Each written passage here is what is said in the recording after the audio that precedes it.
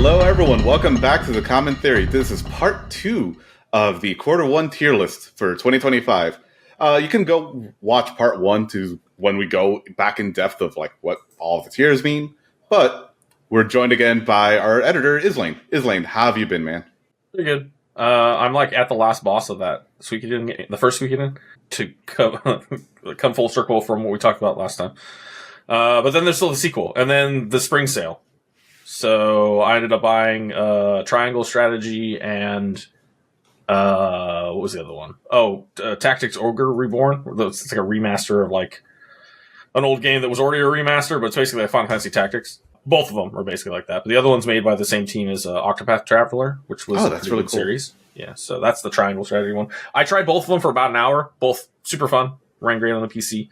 I like old JRPG stuff, even though they're not old. They both came out within the last couple of years, but still. Yeah, no, I've heard really good things about Octopath Traveler. I think I played the demo for Triangle Strategy.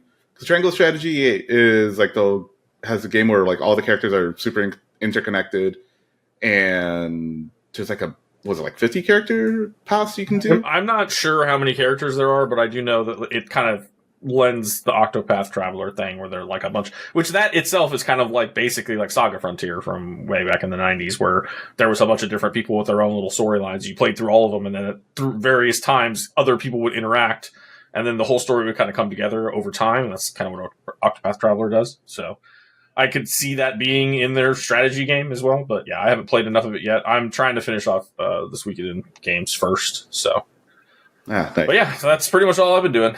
And Gator, how have you been this weekend? Dude, I can't complain. The wife went on a business trip during the week. She came back. We're able to hang out with each other again, so that's nice. Had a weird fire, actually, down here. It covered the cars, the house, just in like the ashes and stuff like that, so. Man, I'm so happy I don't have to clean your pool. Yeah, dude, my pool is like just layered, but that's not a big deal. Just bro, like what is going on in Florida? Like every time I talk to you or I watch you on this, like something catastrophic has happened nearby. Like what the fuck? I mean, I guess it's no different. We had those LA fires and shit, and then that was causing mudslides, and I mean, I wouldn't doubt if there was some like flash flooding with all the rain we had the last few days, but yeah, it just seems like you personally are like at the center of like all of it. Yeah, dude. South Florida, bro. That's how it works. Yeah. Excluding that, literally no complaints. Family's great. Everybody's happy. So I've been just busy at home, hanging out with the wife a lot more because again, she got me back into WoW. What are you playing? Yeah.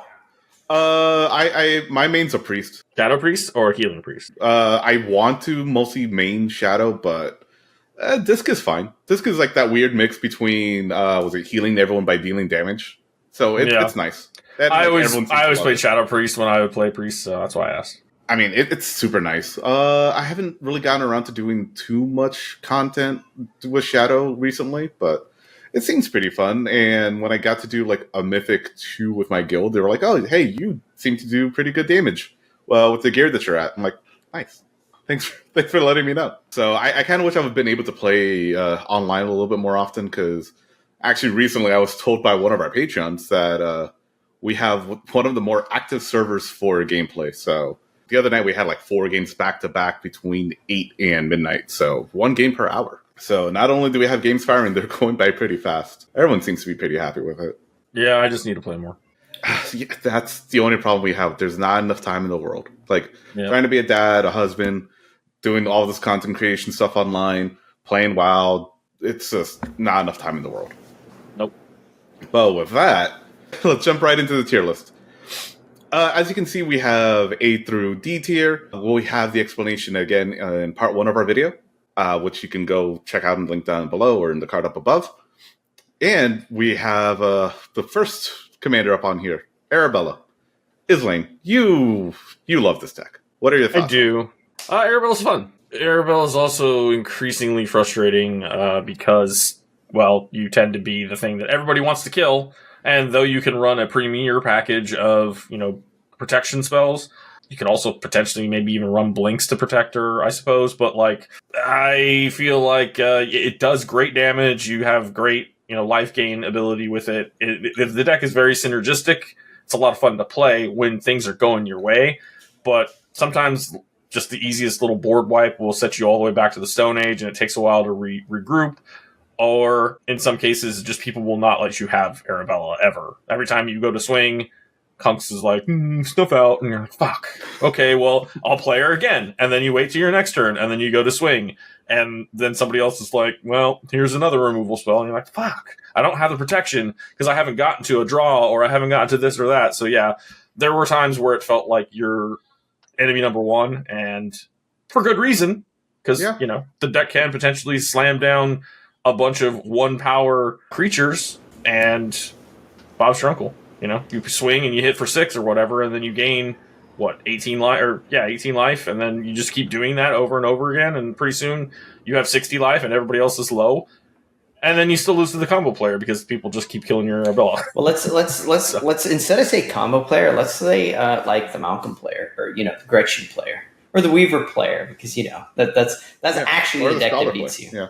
Dude, I gotta say, you're way lower on the deck than I thought you would be. Yeah, I thought you'd be super high on it. Well, Fleshraker just kind of spoke to me in a different way. And I've also seen other people play Arabella a lot, and it kind of was like, well, if it ain't mine, and everybody's using it, kind of want to be more unique. So, okay. I don't know, when I was playing Silver's Cloakwood, nobody's fucking playing it. So people would just be like, okay, what the fuck does this do? Or, oh, that's the Silver's guy, so kill him. The Arabella thing felt exactly like that. When I was in Vegas, people were fucking targeting me. I still managed to win a game with 2 Hollowed Marauders in it with Arabella, despite not having a hand half the game. But, found my way to victory eventually. And, things like that are possible. So it does have a good game plan. It is resilient. But then, I played it in a tournament. I didn't do so hot. Then the next tournament, I see somebody else play it and take it. Didn't they go to final or right yeah, before? they made it to top 4.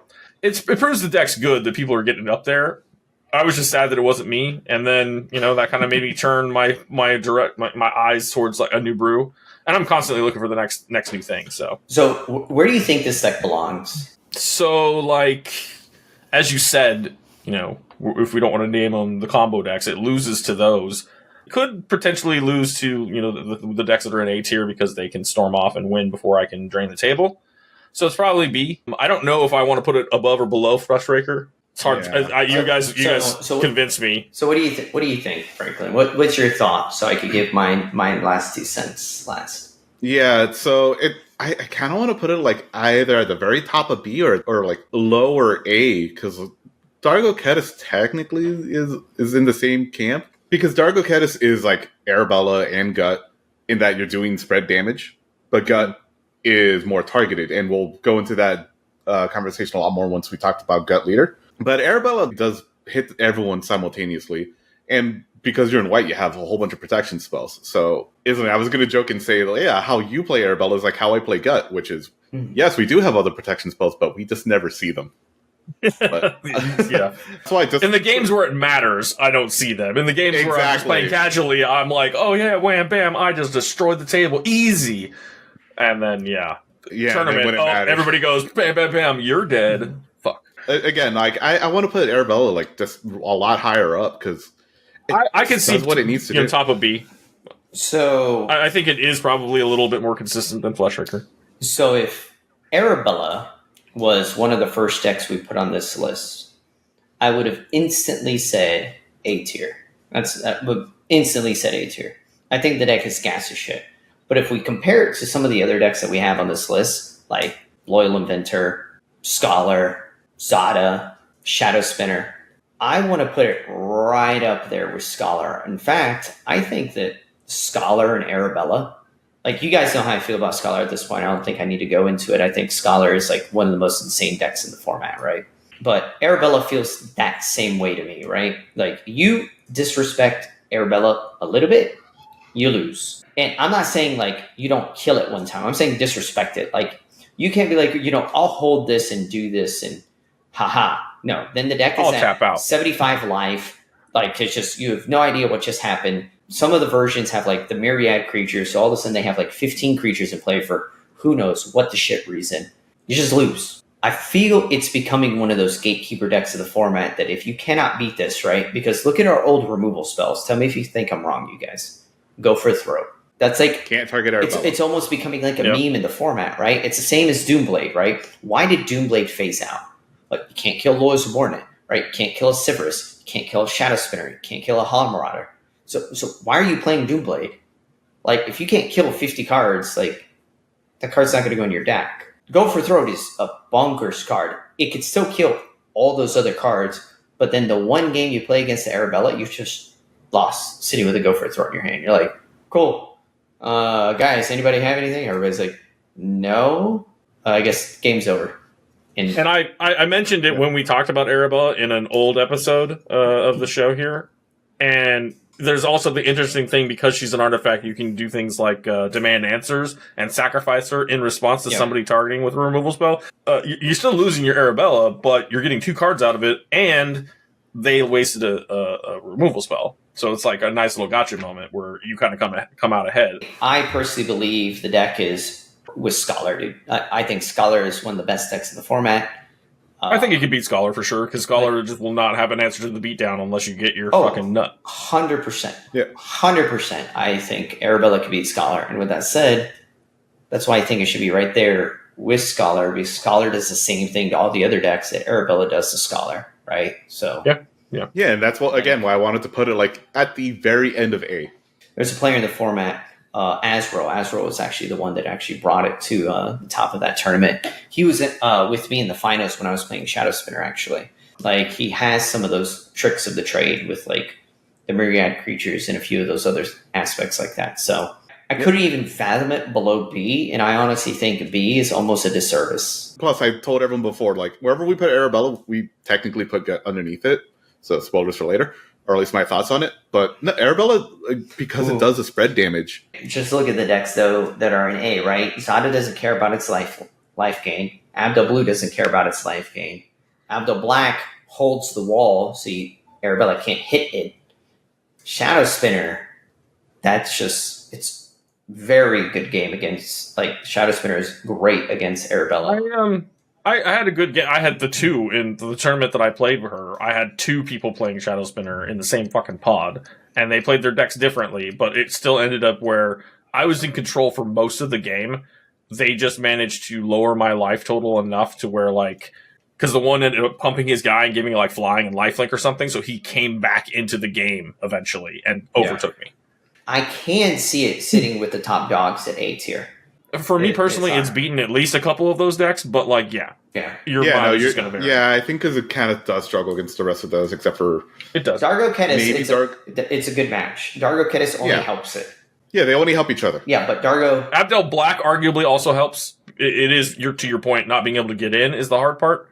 Mm. But, it's like, you just have to attack with her and, like, make sure she can't die, and you're still going to get your damage through. Yeah, like, the thing is, like, Dargo Kedis will force itself to Dargo Arabella, and then Arabella will force itself to kill the Dargo, so they end up butting heads, and because of the butting heads... But symmetrically draining everyone, which works. Yeah, so. everyone else is having a miserable time. So, top of B, low A, personally, I think the deck is either one, you guys can decide this one, honestly. Yeah, I'm fine with it. I'm happy with it in A. Her name is Arabella. It starts with an A, so she's going to stay in A for now. All right, sounds good. Let me bring you guys to the next one then. Hollow Marauder. So if you guys don't know, deck is gross. I have the deck right here, actually. It's one of the decks that I play. I love me some Hollow Marauder. Hollow Marauder won 2 events. I think that shows how powerful the deck is. But if you guys please go back, watch the beginning, episode 1 of this 2-parter, because every deck here that we're discussing has the potential to win a tournament. That's the whole point of our tier list to begin with. So Hollow Marauder did win. But the problem with Hollow Marauder that I've run into is I straight auto-lose to certain cards. And if your deck auto-loses to something, that's a problem with me. I actually played a game, 2 weeks ago on the 3 weeks ago at this point. Yep. And we were playing against one of the Patreons. Honest Rusting. And he put a Night Soil into play against me. And I was, first off, no one had any cards in their hand.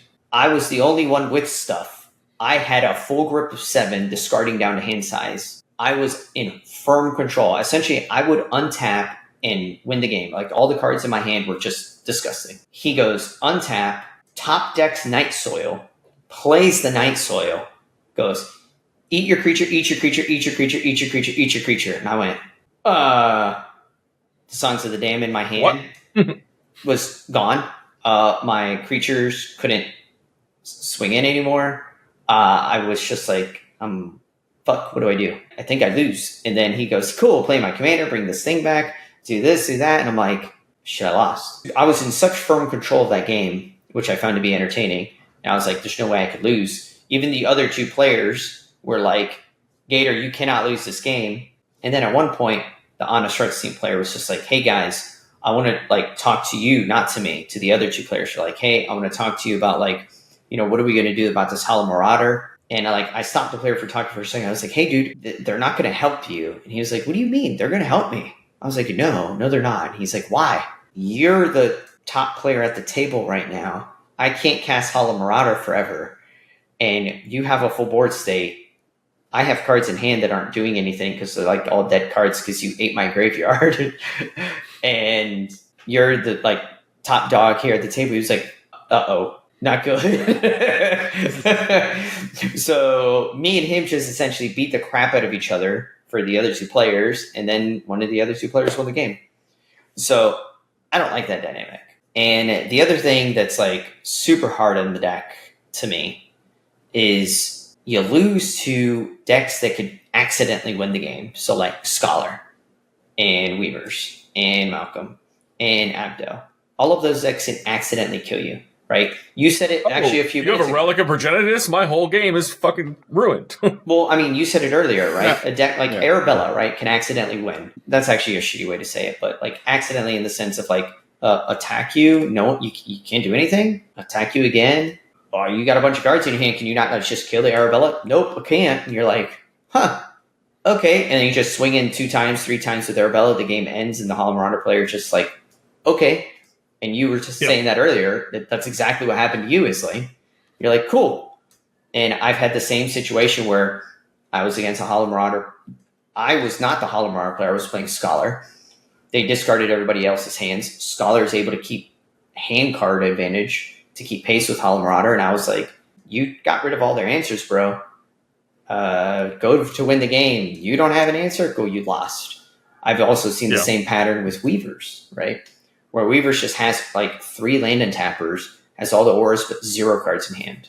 Didn't we have this argument at some point in the past about like discard is just not doing what you think it's doing? Yes. 100%. Like you feel like it's ripping shit out of their hands, so they'll not do anything. But yeah, the guy who can still draw cards or has some sort of advantage is the guy who wins the game. That's how I won against 2 Hollow Marauders, because I somehow or another just top decked into something that drew me cards, and then I stayed ahead. Yeah, and that's all. That's all it took. So as long as you keep hand advantage or board advantage, you're fine. Now I was super down on the deck, right? But hear me out. Now I'm going to talk so positively about the deck, your heads are going to spin. If this deck plays against fair decks, any fair deck, pick a fair deck, play this against a fair deck.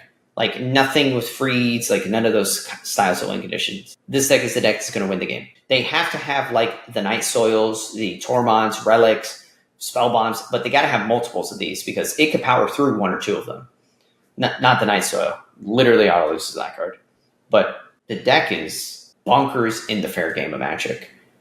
So if you look at it from that side of the yard, dude, the deck is mind-boggling strong. In the mid-range meta, I don't think this would ever lose literally ever. Like, ever. Yeah, it's kind of hard for it not to lose because, like, yeah, you just cast it, everyone discards 3, or everyone discards cards, you draw 3. You just push yourself ahead of every other opponent, and none of your opponents will ever catch up. Doesn't matter what their commanders are, literally irrelevant. So, like, this deck has some crazy games where it just auto wins, where it's like, oh, what are you doing? Oh, you guys are just like all fair decks. Cool. Get ready to lose, right? So it's what I'm hearing you saying is it's very meta dependent.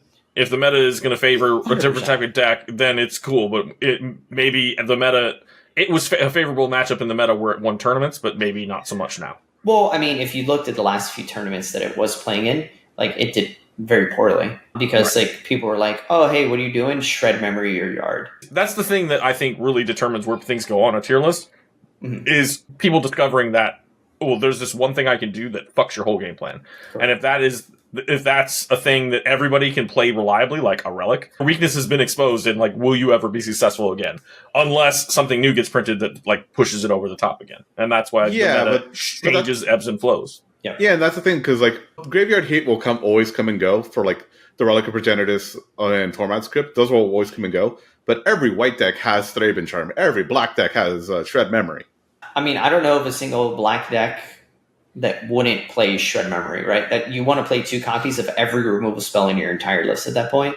And Shred Memory is good against essentially almost every deck in the format. I mean, but there was a time where I wasn't running it in every single deck that had black. But at this point, I do, because I always look at it as a tutor more than anything. Yep, exactly. Yeah, that's what makes it. Yeah, that's what makes Shred Memory great. That and like, I still think almost every black deck still runs Bajuka Bog anyway. Well, Fairy Macabre is my cup of tea. I know.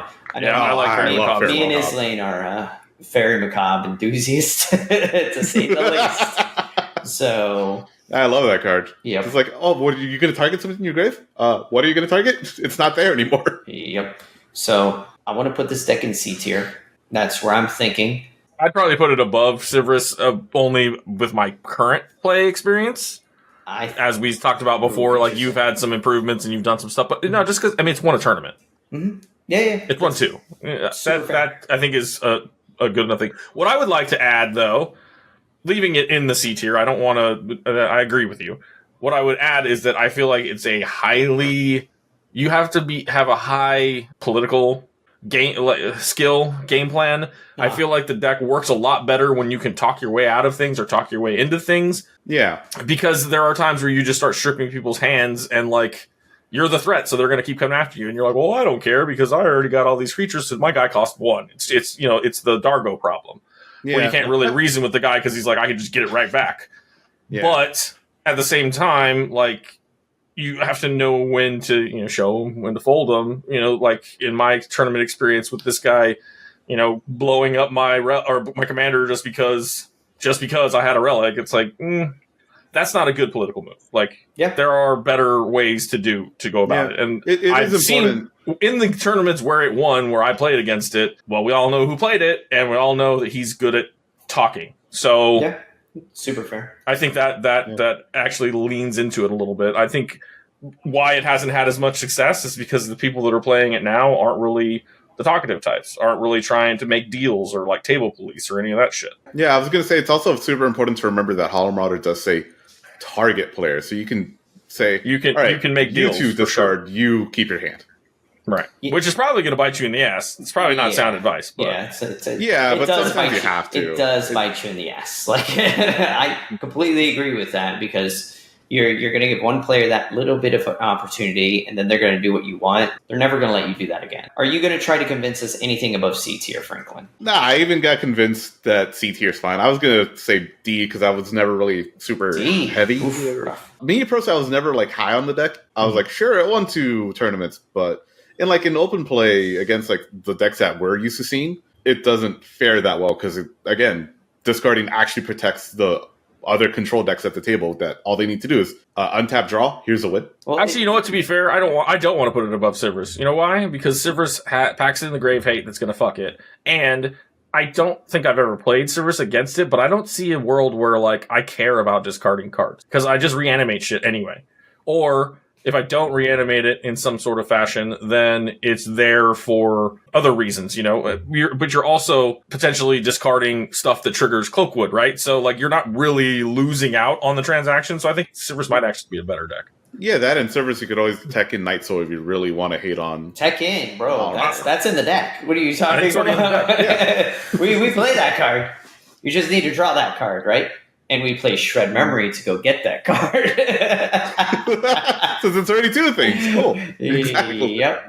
And if they make us discard Night Soil, there's like 20 cards in the deck that bring back Night Soil. Yeah, so I think where it's at, or maybe above. I don't know Kataselsi well enough, but that's that's the other thing too, because like the aggro decks kind of could just beat the crap out of Marauder before Marauder comes down on like turn 4, 5, 6. I'll be brutally honest. I think the C tier is just the C tier. I'm gonna put it there. Like I think they're all together. I'll be brutally honest. I think anyone could take a game in those three thus far. So, all right. Yeah, for sure. Well, speaking of commanders that come down on turn 4, 5, or turn 4 preferably, we have Alexios. I want to see this deck do a lot better.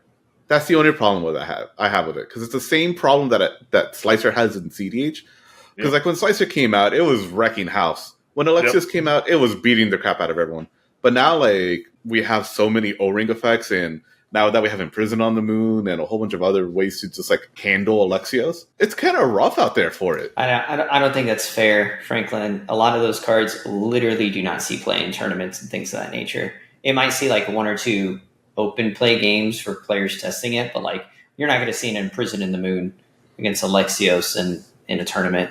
You know what I mean? I do think that somebody's trying to O-ring, a Dargo over this guy, or potentially an Abdel, or something else that the commander's a fucking combo piece. Yeah, I'm going to use this Alexios. In fact, I'm going to use a book out of your page, Franklin. I'm going to use this Alexios to beat the player at the table that's most threatening to me. And then when they die, then I win the game. I mean, yeah, that's how you're supposed to use Alexios. You're supposed to tell everyone, like, hey, I'm going to let you borrow this Alexios. Please punch them in the face. Yeah, like we'll figure out the 1v1 once we get there. I can't. I had a buddy that used to play Zansha in CDH, and that was like one of the first of its kind that did this kind of thing. And I can't count how many times he gave that thing to me, and I would beat people down off the table for him.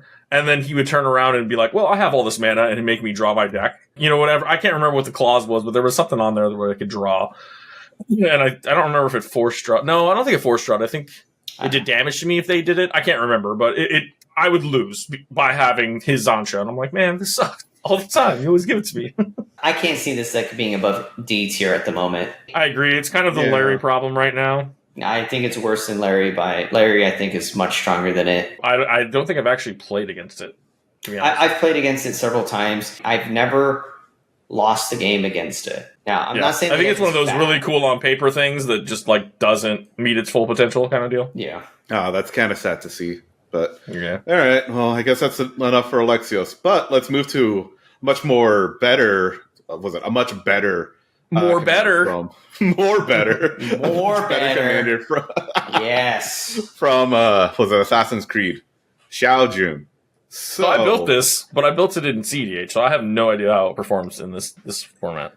So that's actually my initial thought, that I want to put it in B, because Shao Jun, it's a 3-mana 3/3 that when it's your turn, she gets flying and first strike, so that's already difficult enough to block. And then she also has Sunshot Malicious Text, where you can tap 2 artifacts to ping everyone for 1, and you can do that. And it seems like it would be stronger in Pauper than CDH for sure. I found ways to like abuse it a little bit, but it was never like, oh, this is great. It was just kind of like, it's fine. Well, in CDH, we also have Valley Full. I think didn't it come out before the bannings too? I think when I built it, it had Dockside in it, and that made it to where you could enable the pinging a lot better. I think without Dockside, it's pretty shit. So with this format, I still like it. I played against it, against Alcadron and Sanctuary. I like it because it's just a nice, slow Izzet control deck.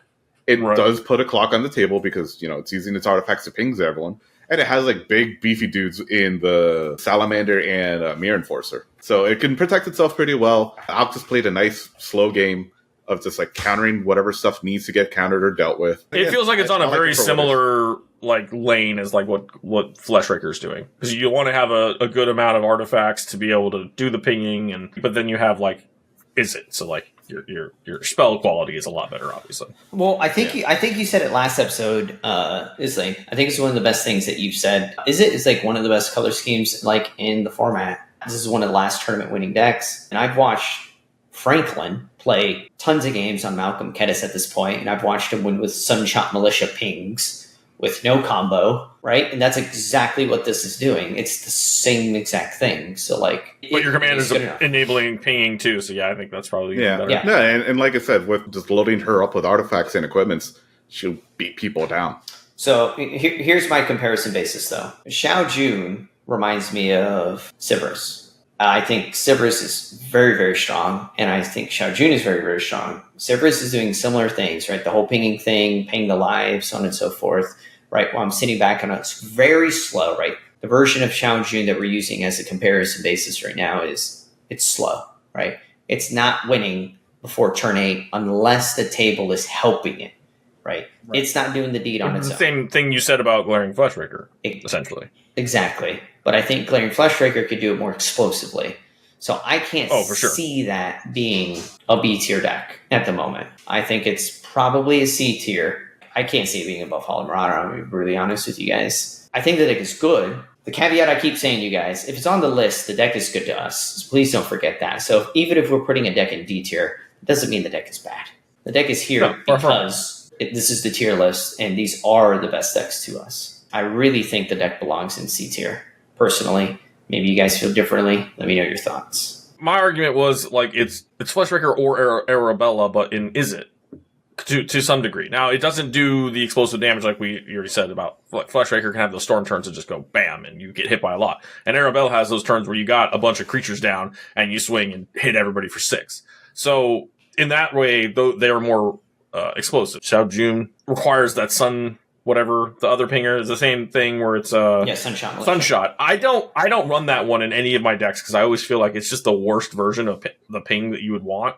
Even though I understand that, like, there are circumstances where you could make a bunch of meaningless, clue tokens or whatever, just be sitting on random tokens and you start tapping them to do damage, which is great, but I think it's just not the best. I think where it kind of shines is the fact that it gets the flying in the first strike and you can equip it, so you can also have that modular threat of being able to switch over to commander damage pretty quickly. Yep. So it does have a good backup plan. And then again, you could be running some kind of flicker combo or whatever if you really wanted to like have some sort of other thing, but I don't think the commander really points you in that direction too much.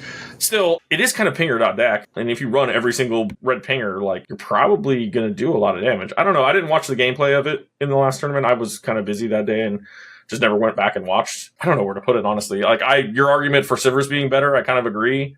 I think Vhal Marauder might actually be better too, even though it is kind of doing the same thing as some of the other decks on the list. I don't think it's D. I think it's definitely above D. I think it falls right along C. Like, I think the C decks they're kind of all the same power level, personally, in my opinion. I could see every single deck right now in the C category, if we put Shao Jun in there, all beating each other. Like, they could all beat each other. Could be a fun pod. Yeah. Like Vhal Marauder is going to make you lose your hand. Sivir goes, I don't really give a shit about my hand. I could reload my hand.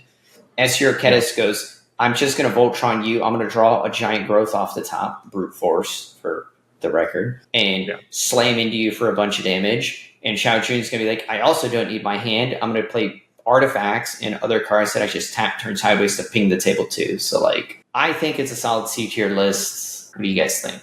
I got voted out on this one. I wanted to put it in B, but both of you said that, but both of you feel that Sybaris is better, so unfortunately in C and goes. Franklin, I think this one should be yours. You enjoyed this list quite a bit, and I know you've played against it quite a bit, so have I, so I think we'll be able to talk about this one quite in depth. I think this is pretty solid. But I know you like the deck quite a bit. 2 variants, super quick, super easy, combo version, and a more control-y mid-range variant. What's your thoughts, Franklin? I really like it because it's a different style of Simic deck. It actually uses Brute Skill in it along with Ashnod's Altar.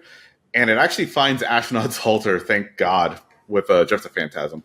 So what Tainted Observer does is just hits everyone at least once to get the poison counter on it. And then it will do an ETB loop in order to get everyone up to 10 poison damage to kill them. Let me ask you a question, right? So I'm not trying to go long in the tooth with actually a few more of these decks that are here, because I think a lot of them are relatively established. This is one of the newer ones, though. With the 2 variants, the same pilot has done both versions. I would like you to give me an assessment of which version you're trying to put on the tier list and which one you don't.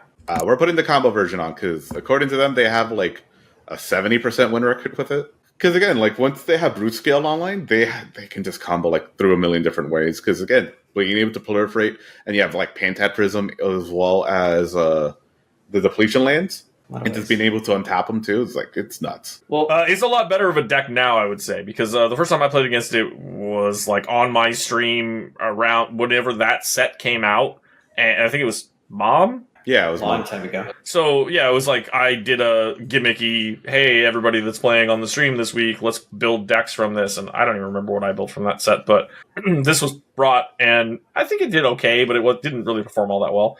Brood Scale obviously didn't exist yet, and somebody more dedicated to being very competitive wasn't honing the deck at that point. I'd say it's a deck now. It's kind of like, when you guys talked about on one of those where you were talking about like the best spells in the color or best whatever in for colors. No, I think that was it Essence Flux with Abdel Blue. Yes. Okay. So it was like that made the deck come back or whatever. I feel like it kind of has that with Brood Scale. Kind of the same way that it kind of boosted Silver's Cloakwood as well. I don't think the deck was really there yet prior to that. Then again, the being able to loop to proliferate probably does the thing regardless. It's the only deck with Infect that I've seen that actually can win a game. So there's that. Where do you guys want to put it? Franklin, where do you want to put it? Then Islane, where do you want to put it after that? Yeah, I still think in B is perfectly fine because it does the thing very well. It can win fairly fast on turn 5. Okay. What do you think, Islane? I don't really have much of an opinion. I don't like it, but I can see its viability. I'm willing to concede to Franklin's vote. Okay. I'm actually the same. I think it's B. I think the combo version's fucking insane, actually. I was the first 4 games I think I played against this player with the combo variant. I lost all 4 games. And it wasn't that I didn't know what the deck was doing. I was the one holding up against it, trying to stop it. And my other opponents didn't. So they were like, bah! And then we all lost. And I was just like, ugh. So it was damn. And dude, the deck is good though. The last time I saw it, I want to say was in tournament in one of the games, and it did not do a whole lot, but every deck has those games, so I'm not going to judge it from that. I don't have a horse in this race, so B it is. Yeah, it's solid. I'm just happy to see a Simic deck that's not Simic Untappers. Yep. Right. Islane, you want to take us away with the next one? Wrestle Rael. Oh, I got to do this the last time I was on. Yeah, still a deck I've never played. Only played against it by maybe 2 different pilots. It's slow. I don't think it really fits into the meta as much right now. Initiative being on the board is also a thing. It does have ways to kind of hold on to the initiative. That's the game plan, to hold on to the initiative, go through the initiative as many times as possible, blah, blah, blah. But, relying on initiative, I feel is a huge weakness. D tier. Yeah, bro, he's straight to the point. What do you think, Franklin? You know what? Let me take this one, Franklin. Islane, I'm going to hit you with the same exact thing. I think it's D tier. Here's my thoughts on this deck. Trying not to sound super mean. Yeah, I'm trying to everything I'm trying to say is not nice. There's 2 ways to look at this deck, Islane. Tell me if you think I'm wrong. One, you're one of the talkative guys, and you're going to use and be like, yeah, I'll give you the initiative. Followed Marauder. Sure. I guess it's a comparison, but I'm just saying. I hate having to be so fucking anonymous, but we know what we're talking about. Yes, I agree with what you're saying. Yeah, it's one of those decks that you're going to talk a lot because you're like, yeah, I'll let you take the initiative, or I won't I'm going to take it back, or whatever. I'll take it back. Right, we're going to make a bunch of deals. Because giving away lands isn't that bad to begin with. So that first round isn't. Yeah. I will say that first round of giving it away, not so bad. It's when you start giving it away multiple times that things start happening that are kind of adverse to you. The initiatives are cool. It's cool. Venturing into the dungeon, that's cool. It's like stickers, It's we just found that they're not reliable. Yeah. So why depend on something that's a game of chance when you could be in more control of what you're trying to do? Be in control of your own destiny. This deck relies way too much on everybody else's input, and I don't like that. I think that's literally the perfect way to say it. So, Franklin, what do you think? Yeah. No, unfortunately, I would have to concede to you guys in D tier. The pilot who pilots the deck does it very well, and I'm excited to see them win a tournament one day with it. But I would not be surprised if they won one day. But I definitely would not be surprised if they won one day. But it's just, that's why it's here still. Yeah, actually, I would probably put it right over here. Oh my gosh! It and Heartfire Hero. Yeah, it and Heartfire Hero can fight for it. I think they're both better than Larry and Alexios. Let me take Teshar here. Teshar's easy. The variant that I like is Bray, which sadly no longer plays in the format. The deck is insane. The deck is patient. The deck also loses to itself. I want Teshar to be good. It's going to be good one day. It's will not be there good one yet. day. I think that you can demonstratively perform the Retriever loop better in Fleshraker currently than you can in Teshar. And I think Teshar just needs like a couple extra pieces to put it more in line with the CDH version, and it'll be gas. Like it needs a couple more Retrievers, maybe a couple more. I'm just saying. Cost reducer. I haven't played it in Pauper, so I can't really speak to it from like first person experience. I'm just saying I feel like it's like a card or two away from being there. I think it's its weakness. Thraben Charm helped. No, Thraben Charm beats it. But it helps having it. It's the same problem that Hollow Marauder has, right? Like Hollow Marauder loses to its own other versions of Hollow Marauder, right? Because like the other versions play Shred Memory. The other mono black decks, let's actually use that as a better example, play Shred Memories, right? And they play the cards that beat you, like the Fairy Macabres. Teshar, other white decks and other white X decks play the Thraben Charms, play the cards that essentially beat you. So, like, some of those new cards, like Thraben Charms, like, just thrash you. With that said, though, it can win over top of it if you're a good enough player.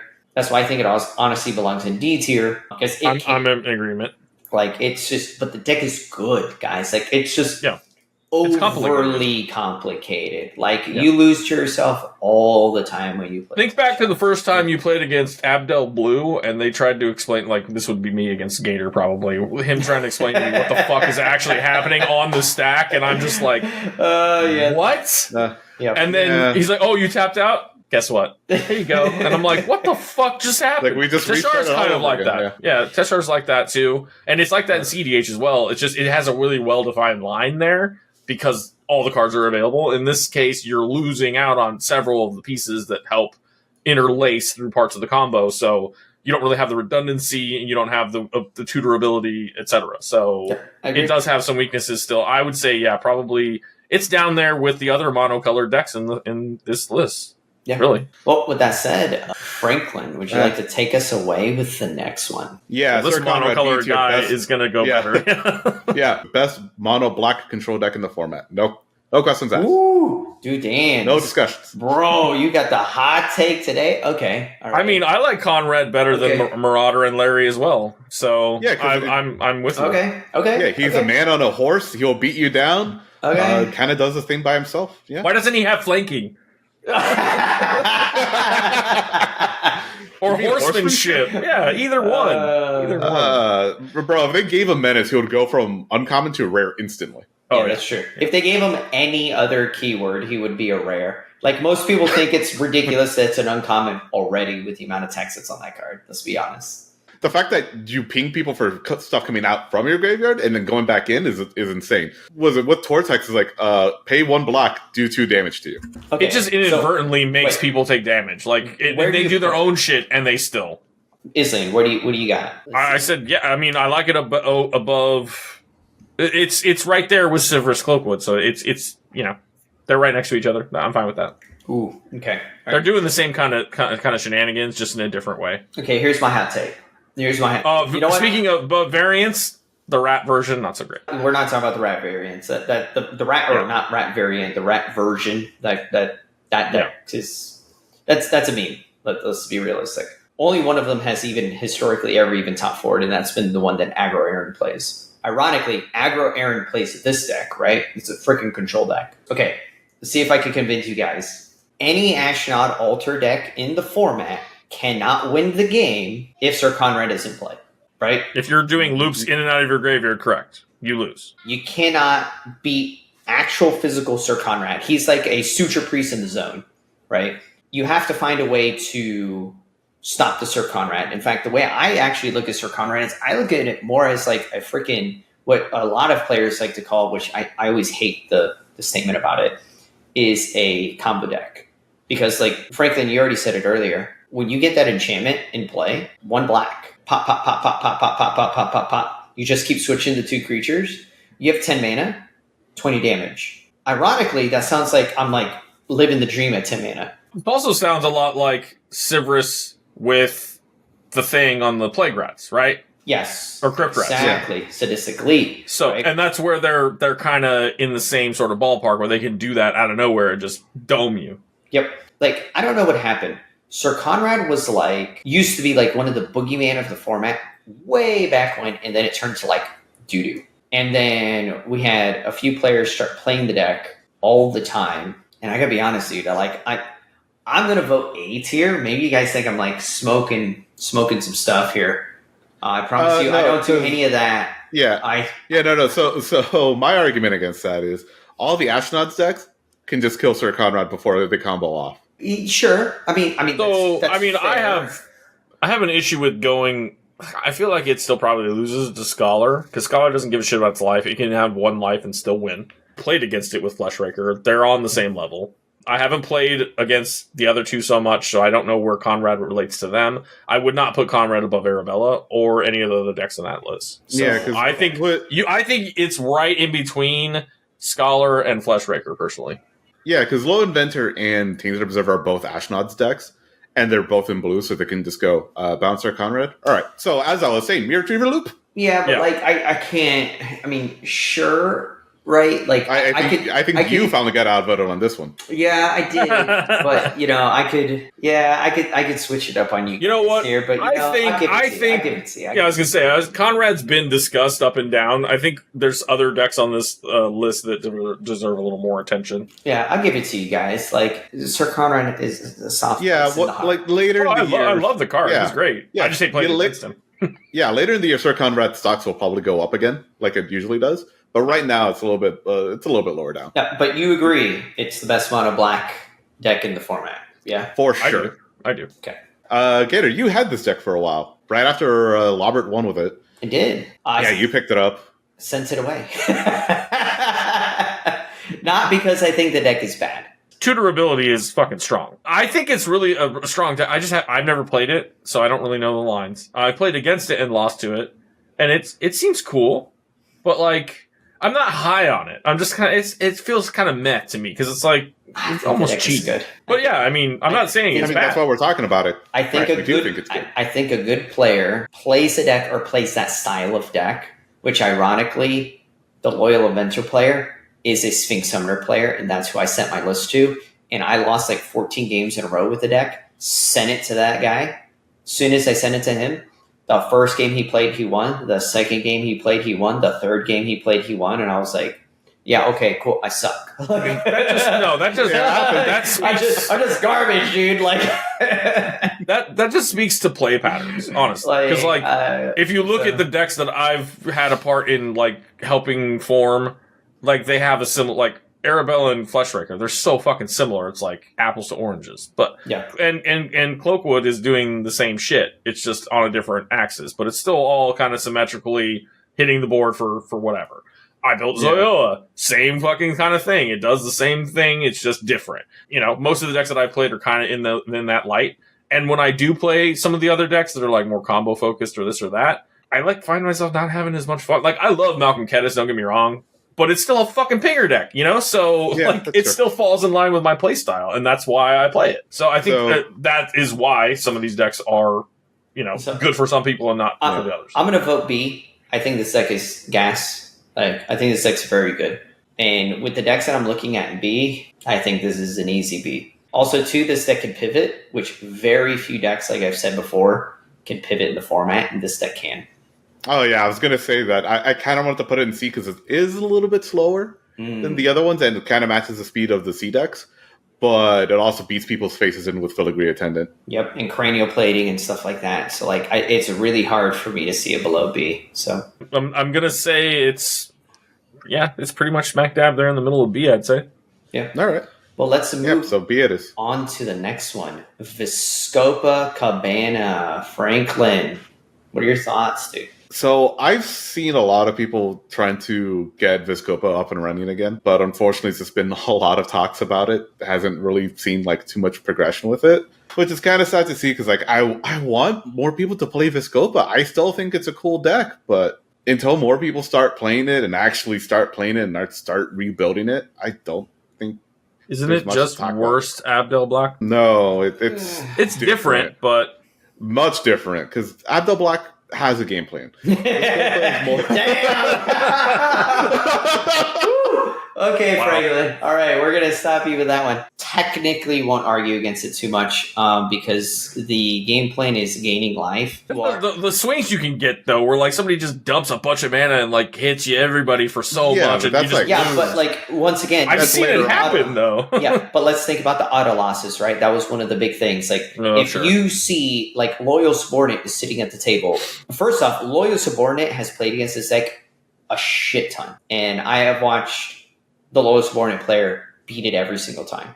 In fact, I've never actually seen vizkopa beat Loyal Subordinate, which you would be like, well, vizkopa, literally, the whole point of the deck is to gain life. But it can't out life gain Loyal Subordinate, which is like, what?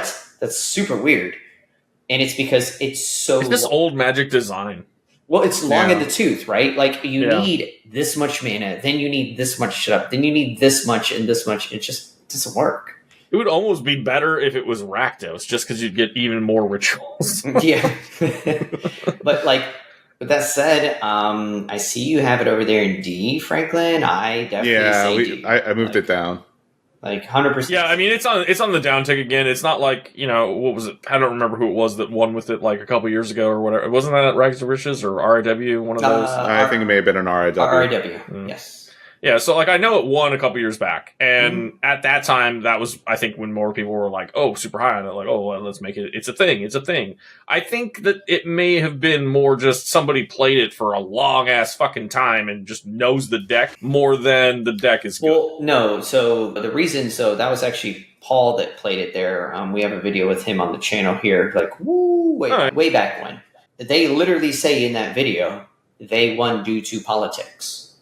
So Yeah, right. if we apply So it's another that, Hollowed Marauder. yeah. So Yeah. we continue to apply that, and it doesn't see play currently. Like I don't have a lot of confidence in it. So Yeah. But with that said, Here's another deck I don't think we have much confidence in right now. well, let's see what Islane says about it, right? Like, what do you think, dude? Tati, So I mean, it's still really good. It's bad? just Is that not what you said? good. Like, you're breaking up. I Yeah. can't hear you. Are you there? It's so like I tried. Gator was like, I think we were gonna bring it back, and I was like, challenge accepted. And I put a list together and I played it a few times, and I mean, yeah, you draw cards and you gain some life. I mean, those are good qualities, right? But you can do some untap Shadow things. Spinner does it, but I mean- Shadow Spinner wins games. Yeah, yeah. Jesus. Tatyova is no longer the boogeyman. If you asked about this deck even 5 years ago, it would still probably be at least A tier, but nowadays, not so much. It's slow, it's dirtily, it can run, known Simic combos just the same as the other ones that are going to end up, on this list at the end of this, but the commander only enables card draw. That's it, right? A little bit of ramp, a little bit of card draw, essentially, so Yep. it doesn't enable anything else. So, like, your commander is completely, like, voided out of the equation. Whereas in Pauper, like, 90% of decks are commander-centric. Build around your commander, right? Like, there are some that might not be that way, but they're few and far between. Whereas in CDH, you can literally build 50 decks and then have not one commander mean a fucking thing and still win because you have Thassa's Oracle and Consult, right? So, we don't really have that here. So the commanders So play a what do bigger you- role because they're the uncommon, right? So what do you think then? What are your thoughts? Sorry. Oh, it's sorry for interrupting. right there. It's right there with vizkopa. It's not good anymore. It might get something that makes it good at some point. Yeah, but it's not right I think now. the next time that we do a tier list, the E tier would just be old folks home. Yeah, retirement village. So with that said, I agree with you. Oh no, I didn't get your opinion, Franklin. I'm so sorry. I feel like Oh no, it's already down there. Oh, okay, yes. I Yeah. didn't see you put it there, so I was just gonna Get be that like, shit out of here. good. Yeah, like Wow. Tatyova, no one should be scared of anymore. Way too slow. Yeah, stop being afraid of it, guys. If it Yeah, was like- 2 mana with the same effect, I think it would see more play. Yeah, Hey, we'll say they don't that. begrudge him. yeah. Right. Except for it Uh, would be 2 mana instead of 4. the So next you'd still one. see more play. Anyway. So, say, like, if you want to play Slimes Against Humanity, Kutzil's your man. I think it's a woman, but Yeah, Fine, who am I Kutzil's to your cat. I was gonna say Kutzel's a chick, dude. Like, All right, sorry. If you want to play Slimes, Kutzil's your cat. Also, yes. because of the Mesoamerican influence in the artwork, I would think it would be Kutzil, not Kutzil, but I digress. Oh. He's right. He is right. It is Ixalan, so it's all based off of like South America, essentially. Yeah. So like I think Yeah. it would be Kutzil, but that's me being snobby. regardless. I mean, if you want to be snobby and tell the two Latin Americans how to pronounce it. It's like mansplaining, but not. Also, like, don't you have some bastardized like Cuban something going on over there that's like not even Mexican? Yeah, I'm Guatemalan, dude. It's called being from Guatemala. Born in Guatemala, for the record. By the way, not racist. Love everybody. Fuck. You guys just like turned me into fucking Hitler like, in a second. We're gonna have to cut that out. We were gonna say you said actually. This is our blooper now because I went on a limb trying to be smart and you guys turned it into racism. I didn't turn it into racism. He did. Sorry, it was too easy. But it's like the Latin guys. All right, so. Point being, Kutzil, however you want to pronounce it, very cool to have a Grand Abolisher effect coming out of the command zone for this format. It's similar to like Phyrexian Censor. It has that same sort of property of like you get this kind of sort of stacks piece out of the command zone. Makes it pretty cool. I really wish that card was a common so it could go into Kutzil and then Kutzil could be like have 2 stacks pieces instead of 1. It has a cool clause that anything that's modified that attacks that has higher attack than its base attack.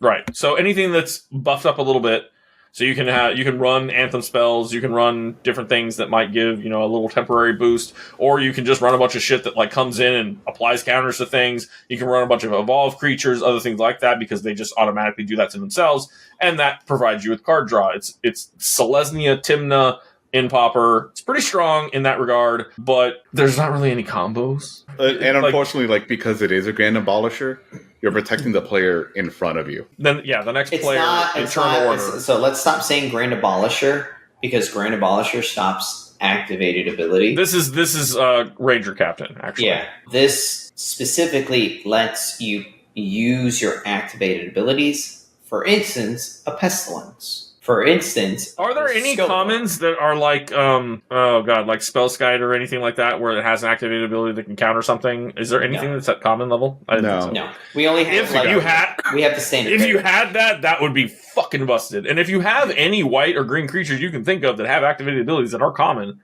this will, you can still interact in that regard, but I don't think there's anything. Yeah, the best we have is like the flag bearers, so standard bearer and coalition. Well, we have the programs. We have a few of the other creatures that are like pay 1 white, like target creature gains pro black, like target creature, not just your creature. Right, and it also doesn't have to be a permanent effect. Like you don't have to apply a counter to the creature. You can just have those white creatures that cost like 5 mana to pump the team by 1. That'll get through. But you only get 1 card per player hit, so you gotta markedly know, like, we need to mix it up. You need shit with evasion, flying, yada yada, things with trample, so that you actually are hitting players to draw the cards. Where do you want to put it, Isline? So I like it. I think it's a strong deck in the sense of, like, kind of being aggro, but I think Arabella outclassed it, and I think that, like, just because it doesn't have any way to finish either. Like, a lot of the decks that I play, like, even if they are just kind of a symmetrical drain or damage to table, they have a pivot point where it's either I can commander damage you out or I can pull off this combo because I dug well enough or whatever. So,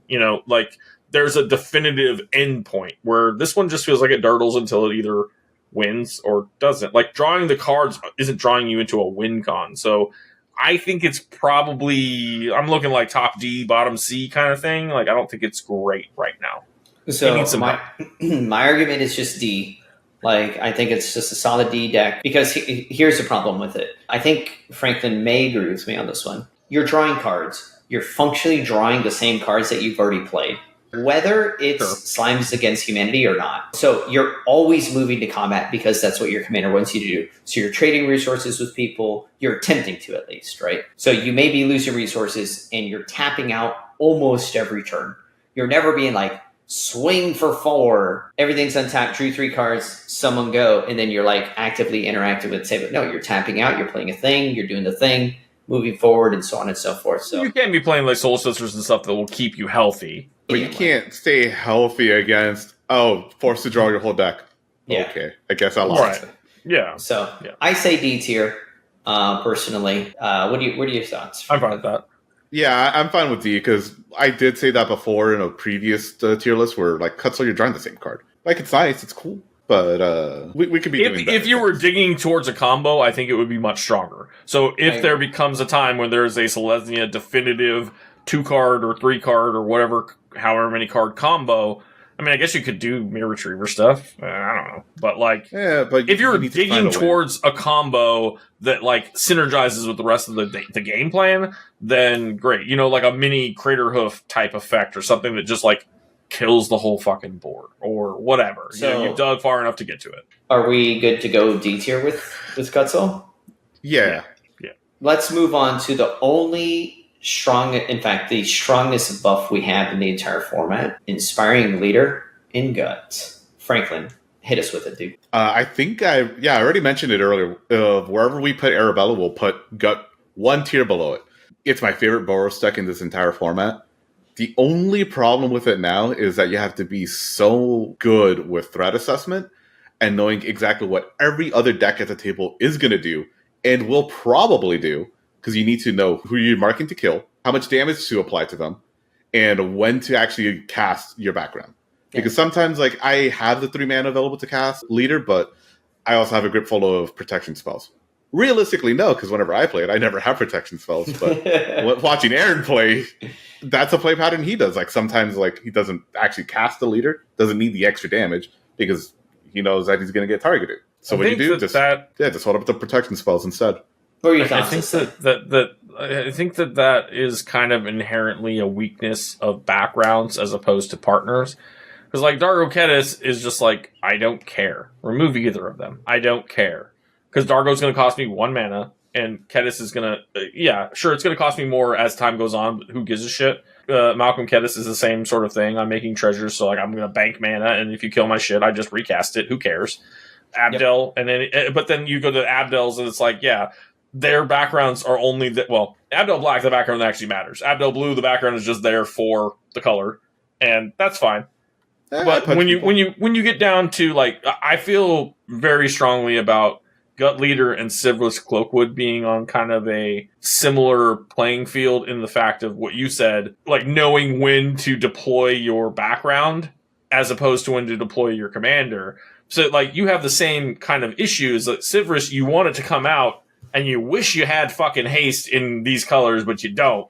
So you're always vulnerable. Like, you have to play it, and you have to either have a grave flicker or something in hand to protect it, or you're just fucking rolling out there and letting it happen. But you always want to resolve it, wait till your turn, and use it. You have the same issue with Gut, except for you do have haste enablers. But if you don't have one, it's the same problem. And then they're both different mana costs. So there's kind of this point where I'm like, sometimes on turn 3, I only have 3 mana, and I'm like, fuck it, tap out and play the Cloakwood, because next turn I'm going to play Sivris, and then maybe I discard or mill or whatever, and I get the benefit off of the thing, and then the next turn I get the full benefit off of getting my card draw, whatever. So it has that same sort of issue of, like, knowing when to do it, and I think that correlates a lot. Let me cut you off here. I actually agree with you. I actually think that Gut Leader and Sivris are actually on par. But here's what I said about Sivris. I know you remember. I said that I think Sivris should belong in B tier, almost A tier, with the way the deck is currently configured. But we put it in C because it's not being played currently. With the way that Gut has been playing, and now this is where I think Gut, I was almost going to give Gut D tier until Arabella came out. Gut has just been jumping and jumping and jumping back up in power level because there are more threatening commanders. The more threatening commanders that exist, the better Gut becomes. We just continue to get Hollow Marauders, right? If you're sitting with Hollow Marauder and Gut at the table, you're gonna be like, Gut, kill Hollow Marauder. I like keeping cards in my hand. Yeah, right? exactly. You're like, yo, kill that dude. I'll help you, bro. Yeah, high five. Get that dude off the table. And you're like, okay. And then you realize what you just did. You're like, oh, crap. It's like, oh no, I just lost a Crypt Rat. Like, it's that funny aspect, right? But Gut, you still have a chance against where Hollow Marauder, you have the cards in hand, right? Gut, I think, is continuing to move up and up and up. And I want to vote A tier. I actually think Gut has been doing great recently. In fact, I think Gut has been smashing face recently. Kunks basically said, put it right below Arabella. I can see it being top of B, bottom. And I also kind of agree when you say, like, oh, you wanted Sivers to be higher because of those comparisons we just made. It's like, yeah, kind of feels that way because, like, I think one of the only tournament wins I got with Sivers was against Gut Leader. Yep. Because I played it just right. Wasn't that you, Franklin? Didn't I beat you? Wasn't that you? I think it was Franklin. Like, I'm almost positive. I think it was. I'm almost positive too, which is fucking ironic. But yeah, so like I feel like they're on par with each other. But I think Gut Leader gets a little bit better of a rap because it has more of those really good games, at least historically. So I would like to put it in B, top of B, low A, but that's me. I'll let you guys decide. I think top B there is fine. Top of B. Yeah. With that said, let me take the next one. Erinis Street, dude. There was an older version of this deck, very, very, very long time ago. The player literally topped with it. That version of the deck, though, in my opinion, outdated. It's combat based. It's just dirtles. It's just dirtles and dirtles and dirtles and dirtles. I can't see it doing anything anymore. You need to talk to the table. Every other player needs to talk and be like, hey, we see this is sitting at the table. We see the two commanders. Hey, let's just keep that shit off the table so we can all play Magic and ignore because it's only going to keep the three of us off the table, right? And if you don't do that, you are literally playing a game of attrition by its rules, and you will have a miserable time. Well, it's a draw, right? Because it can't just win the game. That's the problem. That's historically was the problem. Now with the new combos in it, once again, this version has like I've had the great ability to work with a player in the format by the name of Dave. He has been awesome with the deck, amazing player with this list, and me and his list are like it's like 7 cards different at this point. It's very similar. What are the combos now? Because it didn't have. Too much time for me to actually discuss it here right now. Well, I mean, a brief card names like Ivy Lane Denizen combos, first day class combos, Altar combos. Right. I got you. Yeah, I was just curious. Tons of different loops, and they all intertwine with each other through other cards in the deck. Yeah, when you first brought this deck up, I would say this is probably like down there in C. I can't see it. More resilient with combos, maybe higher. I can't see it at all. So here's the best part about this deck. I think it's a solid B. The last game I played with it, I won on the back of an Ashnod's Altar. No loot. I just went sack, triggers, make mana, pay, sack, make mana, sack, make mana. And all my creatures had persist. All my creatures had like random things. And I just made enough mana to kill my opponent at like 13 life. I was like, sack, gotcha. Shoot you. Cool, game's over. And sometimes you get there. Yep. Yeah, I feel that B is perfectly fine. Because, exactly. If the pilot is really good and slow and doesn't like blow everything up and, tries to play the old variant style, I'll just get rid of everything at all times. As long as they don't play that way and actually think about what they're doing, great B tier deck. Yep, agreed. Yeah. You guys agree? Let's move on to Franklin. I think you're forced to take this one. I'm not even going to introduce it. Just go, Franklin, go. Yeah, Vhal Agent. I think it just kind of got pushed. I wouldn't really say pushed out of the format. It's just been outclassed by Shadow Spinner? Yeah, basically. Because basically Shadow Spinner is Vhal Agent together with Lifelink.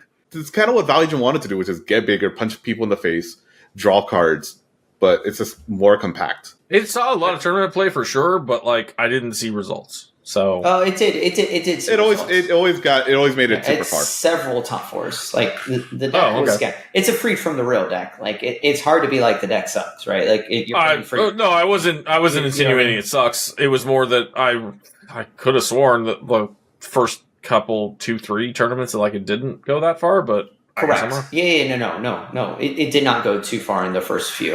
It was a deck that took a long time to hone in and get it much better. I unfortunately have missed a couple tournaments here and there, so there are some holes in my knowledge. Part of the problem with a deck like that, my personal opinion, is that if you choose to keep it stationary with the cards in the 98, it will lose in the next tournament you play in because the meta is going to adapt to whatever the new card is. Yeah, so you're like, I'm playing Drown in Filth and Evankar's Justice, and then no one's playing creatures and you have dead cards, right? That is a deck that has to adapt to every single tournament, to where a deck like Shadow Spinner is I'm playing Wither and Bloom. Oh, I guess I go for the throat. Like, I guess I'm playing, Doomblade because no one's playing black, right? Like, the Right. differences in the adaptation the decks would apply is much greater. So with that, I think it goes just like in C, because it's strong, but it needs someone to just like take care of it and just like maintain it as of right now. I have very little experience playing against it, and I've never played it, so I concede. I guess you're the tiebreaker, Gator. I'll give it C. I want to give it D, but I'm looking at some of the D decks, and I'm like, it'll slaughter it. Some of those D decks, and then I say it's 50-50, but like I'm looking at Sybaris, and it's like I could see a really good back and forth game, and similar to like Hollow Marauder, like that's when I played against it, was when I was on Sybaris, so like it was either that or Malcolm Kedis, so either I outperformed it or it was pretty equal, one way or the other. So but here's a deck that I think we all feel really good about. Wilson Far Traveler. What's super funny about what you said, that Vhal Agent is a deck that you need to modify every tournament. I think Wilson Far Traveler, you don't have to change it at all. The only thing you need to change is like, what am I tutoring for? Yes. So I think the biggest problem with Wilson, I don't think we need to go super far in the tooth with this deck. The creator of the deck, Hive Cryptid, we have a primer. We have like two full videos on this deck. You guys want to see it. Links will be down below, so on and so forth. But I think it's one of the best mid-range decks in the entire format. War 2, Wilson's gross. Deck is gross. We've talked about this deck so highly.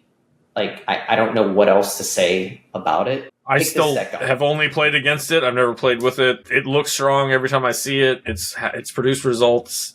I mean, I don't really know what else to say about it. I mean, that's probably fine. It seems pretty A tier compared to everything else that's there. Yeah, I think it's A tier. That's where we had it historically. That's probably where it will stay forever. Because again, they will keep printing auras. They'll keep printing stuff that we could just ETB. When you just got that upgrade, the white one, that's the Vigilance +1/+1 or whatever it was. All the colors. You can recast. Yeah, no. Oh no. Oh, you're talking about the other one. The newest set. The one that we were me and Kunks reviewed it. From Aether Drift. Light wheel enhancements. Just got a new one. Okay, cool. Now it's got two ways to recur things back and make Wilson big and blah, blah, blah. Yeah. So I think we all agree with A tier. Let me take this next one. I think this next one's easy. Izzet Guildmage. Even Rohan put this deck down. I think it's a solid D tier deck. The deck is good. It's vizkopa. It's got the same problems. It's the same set, same design. It was a good idea when it got printed, but things have been printed that are just better than it. Yeah, but if you're if you're playing in like that mid-range meta, like this, sure, this deck is good, but like that doesn't kind of exist anymore. Like we're at the meta where like you're just gonna untap and lose the game, right? Competitive scenarios. So I can't see it above being D tier. I don't think there's really a lot to discuss about it, excluding that. Like I do think casting a bolt and copying your bolt 6 times is bonkers, but that's also turn 10, right? Like, and it's also the same thing with vizkopa. It's like turn 10 and you get to fucking triple life gain and drain, and that's cool. But it's not game winning like it used to be. It can be. Exactly. And you're gonna have games where it is, and you're gonna have games. That's why, as everyone has already said except for me, these are decks that we think can compete and could sneak a tournament win, but they may or may not be in the optimal shape with today's meta, and that's why you guys update this shit every 3 months. So. Yep, exactly. It's Rocco's Modern Life. It's Rocco's Modern Take. Yeah. Okay, Rocco's Modern Take. D. That's where we had it historically. I know we talked about it. You didn't get to talk about it on the channel yet. I did it for you. We were talking about the Hanger Scrounger combo with a Magmakin Artillerist. It's sauce. I think it's great. Overly complicated to play. Can't get a player to actually start playing the deck. No one wants to touch it with like a 16-foot pole. People start touching it, playing it. EDH players play it. We have one player once again, which is the same player with Loyal Inventor and what was the other one? Where is it? Sphinx Summoner. Sphinx Summoner. There you go. Once again, a big tutor deck. They're freaking great at it. But they're also like, I don't really want to play it over the other decks I play. And it's like, yep, totally get it. So Naya Creature combo, super strong in other formats. Because you have Kiki Jiki, you have fucking Protean Hulk, you have like all of these amazing targets. In this format, so you got a bunch of trash that you can tutor for. Damn. Hey, for tutor targets, like, what do you want? Okay, yeah, you could do mirror retriever loops. I guess this guy could tutor you up your mirrors. I'm gonna go tutor for a benevolent bodyguard, you jerk. I mean, sure. That sounds bad. It's a toolbox kit and not a combo deck. Like, in CDH, it's a combo deck. It gets pieces, it wins the fucking game. At one point, so like Mints came out, that was like the premier Hulk deck for a minute. I built it. I love it. It's a great deck. Then there was the Planeswalker version, and people were like, this might be better. And I was like, no, because it doesn't have white. Fuck that deck. But people still liked it. And then we got this guy, who is just doing the same sort of thing where he can tutor up the things to do Hulk piles and whatever. Or other creature combos. Great. Unfortunately, there is not the same density of creatures that you would actually want to tutor for in this format. I think Magmakin Artillerist is a good example of a creature you would want to tutor for. It'd be nice if you could get shit like Razorkin, Needlehead, or whatever the fuck. It's an uncommon, but like it like punishes draws. If you could get Phyrexian Censor, if you could get like stacks pieces or combo pieces, this would be amazing. But because it doesn't really do that, it's kind of pointless. It is a toolbox, so you can get the answer you need for what you need it for, but you're not piecing together a win. You're just dirtling.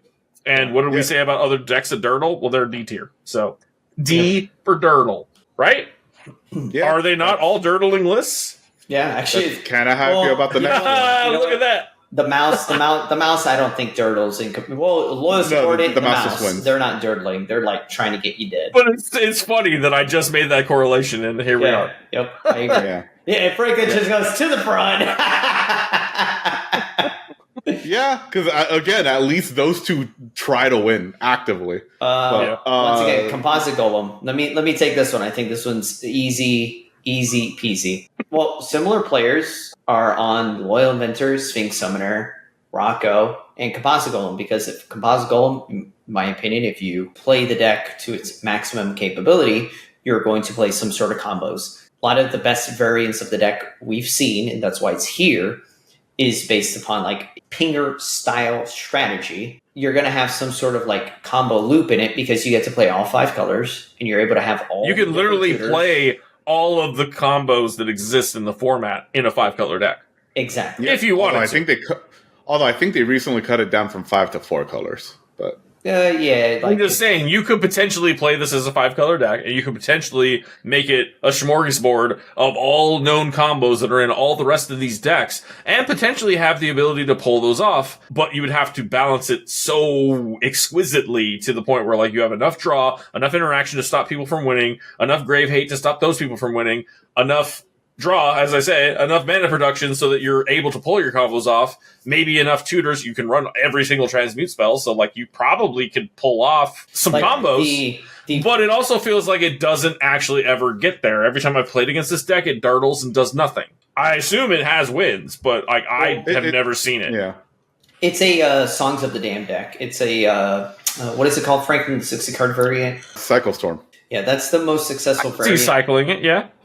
Of this deck I've seen. Yeah, that kind of makes it like Glaring Freshraker in the sense that it's like, yeah, you can play all the colorless, anything you want, and it cycles and you draw, you just churn through your deck to get to a combo. You could run a bunch of different combos, like I said. That seems like would be the best version of the deck, is find the 2 or 3 most efficient combos in the format and then build around those in a 5-color shell. Feels pretty good, but right now, yeah, I think D. I'm with you on that. Yeah, I feel that if you are one of the best players in the format, this deck looks amazing in your hands. Oh, I definitely agree.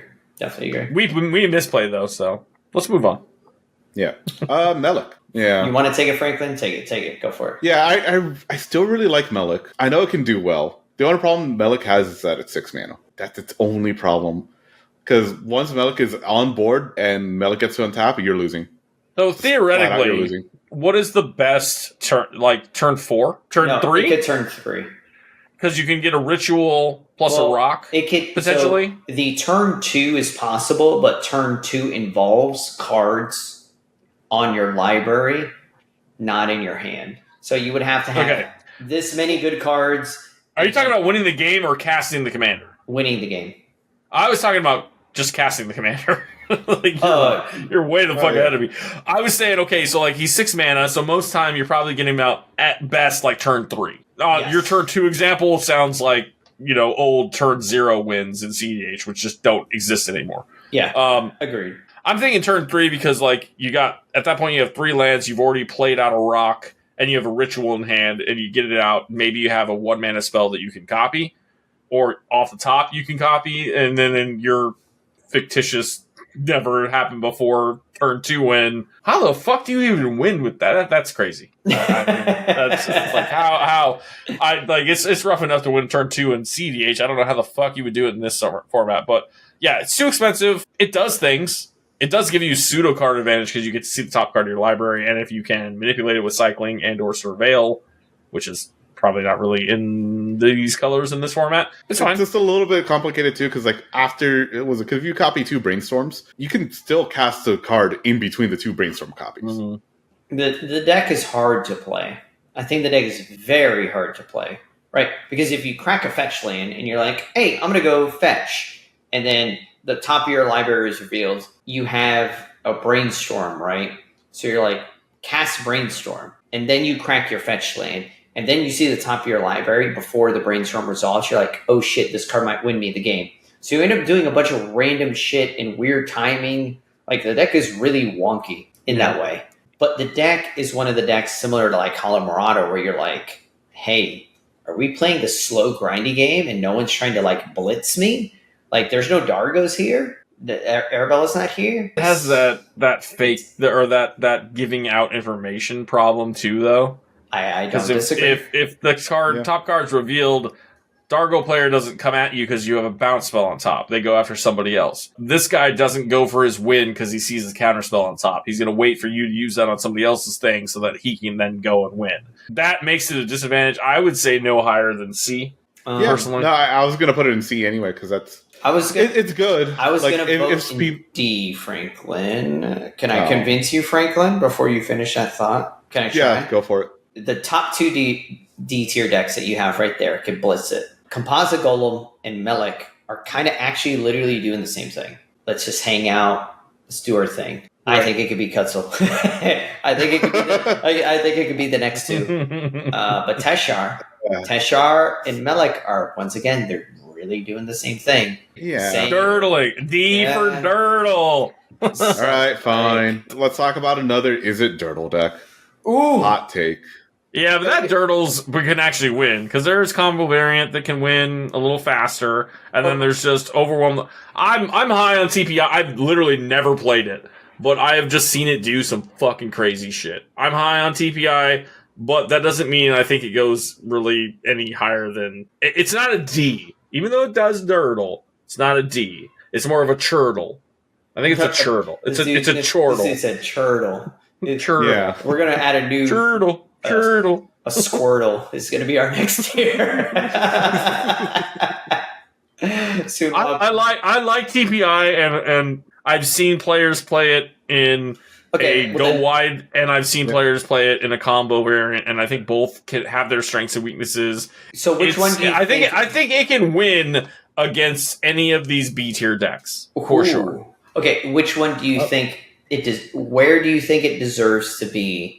Which variant, though? That's the thing. Which version would you like to discuss? A combo version, or I honestly don't know which one is better. You guys make your selections before this discussion even happened. So were you considering the combo version or the non-combo version?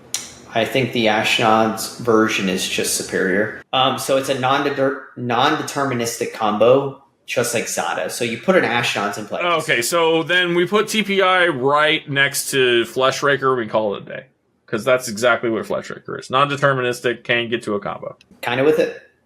I don't disagree with that. Yeah, I don't disagree with it either. I think I put Scholar above it, and I think Scholar might actually lose to Fleshraker. I think it goes right below Fleshraker. In between Fleshraker and Syr Konrad. Now, because it's doing the same thing as those 2 lists to the right or left of it, just in a different fashion. Now, this is specifically the Ashnod's variant, right? Like, we could get into I'm not familiar enough about the differences. Is Ashnod's playing pingers, or is it the other one that plays pingers? No, they both play pingers. Yeah. Okay, well, if they both play pingers, then I guess the one with the combo is probably the better version. So yeah, just think about it like this. Let me try to convince you here, Islane, real quick, so everybody else can hear it. So as soon as I cast Ashnod's, right? Ashnod's is in play. I make a 1/1. Sack the 1/1. I have some sort of filter, energy refractor, any of the other ones. I could tutor for the other one with Trinket Mage, whatever. Muddle. I can muddle for energy refractor, right? So get the Ashnod's. Make 1 blue mana, cast Treasure Cruise. Draw the 3 cards. Make another body. Sack the body. Make another blue mana. Ponder. Sack that body. Make another 2 color. I just the same thing you and I both done with Malcolm Kedis. Like, you can just storm off in a way. You just keep rinsing, repeating through the entire. It's the same thing that Fleshraker's doing, right? So, but you obviously you have to build around it a little bit, right? Maybe a Rite of Flame, maybe a Lotus Petal, so you could continue this process when the table is starting to you're like, hey, I could get there. So you're going to have some sort of continuous mana to keep pushing through, right? So I personally think it belongs in B tier as well.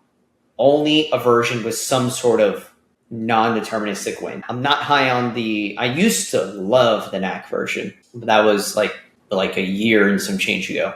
I used to think the deck was gas, but the format has changed so much. I actually don't think that version is actually good anymore. So one last caveat before we move on to the next. I'm not placing it below Fleshraker because I believe Fleshraker is better. I feel like they're one and the same. I'm not trying to criticize TPI because I think that they're both doing the same thing. Yeah, that's why I think these 3 decks, Fleshraker, TPI, Syr Konrad, they're all in the same family. Right. Decks. They're a little bit related to Arabella and other decks that, have some sort of drain, like the Abdel Black or whatever, even the Silver's Cloakwood, even the Larry. They're all in that same family. It's just they do it in such a way that some of them are more efficient than others. And I do think that Izzet is stronger than Colorless, but at the same time, I feel like the Colorless Storm works just a little bit better because you don't have to worry about the energy reflectors and shit, right? Yeah. So no, that and Fleshraker is both the generator and it's the outlet because it's the one doing the pinging. You don't need it does something both, else. which is fucking nuts, honestly. Yeah. Like it fucking pushed. But let's move on. We have Dargo Kesket. I kind of wanted to put Lagomos in here as well. We'll do Lagomos on the next one. That'll be our one little, hey, remember this, guys. Lagomos. Lagomos has been starting to see some play a lot more recently. A while back, I saw it for a little while too. It's kind of come and gone a little bit. I agree.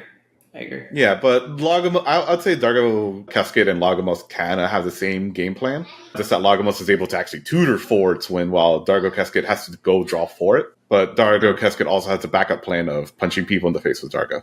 That is probably what makes it better, in my opinion. I still feel like it's probably... I don't know. My feeling is probably it's either right where you have it or bump it down to the top of C, maybe, or right behind, even right behind Sivris. Like, it's, I don't know. I don't like it.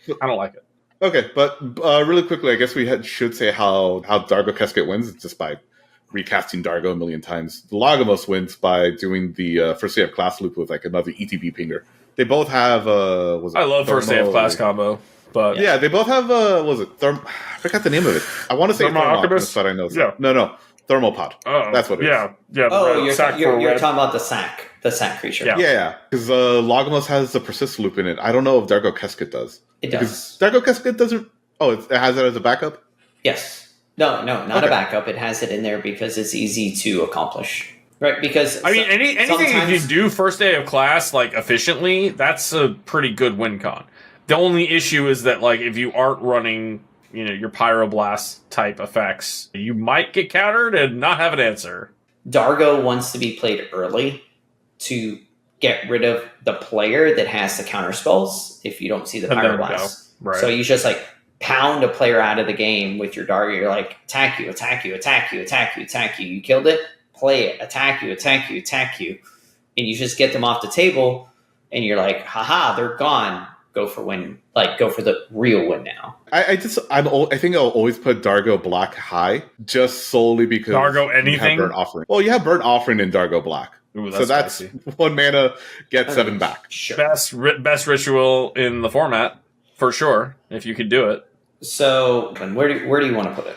I want to put both of them in B. Solid Ooh. B. Okay, I think they should sit next to Cerberus. That's my opinion. I think that's what I said. They are there, essentially. Top right. of C, bottom B, it's the same, or there. All right, because I love Dargo a lot more than Cerberus. He goes up here. Dang! I'll accept it, but I'm going to start playing Cerberus more and see if I can't. All right, so let's do this. So these are our last few decks on the tier list, guys. So I'm thinking that's... so if current order, S... that's S or A. That's A, probably. That's S, and that's A. Okay, so here's my hot take for you, Islane. I think these are all S tier now. Even Breaches? So Weavers has always been kind of a... Maybe it's S, maybe it's A. And Malcolm Rog definitely has never been S. Yep. And Malcolm Breaches, I don't think was ever S either. It was always Gretchen. Yeah, Gretchen Weavers. Malcolm Kedis is S. Yep. They're all S now. Let's get into it real quick, Islane. Let's see if I can convince you. Okay. I think me and Franklin will both agree that all 5 of these are S. We save these for the last 5 because they're easy to talk about, and we believe they're all S tier.